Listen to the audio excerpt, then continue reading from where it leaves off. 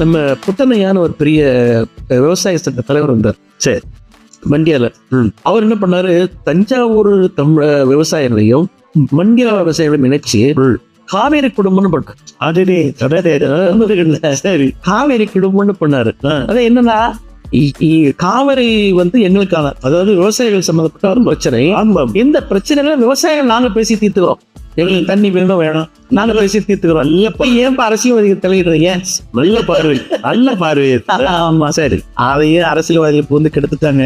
ஆனா புத்தனைய கடைசி வரைக்கும் அது உறுதியா இருந்தார்.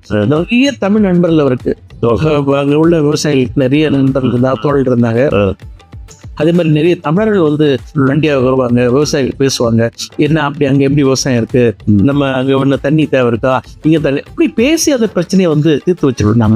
இதனால நான் கூட இப்ப என்ன சொல்லுவேன்னா, இன்னைக்கு கூட நீங்க பாருங்க,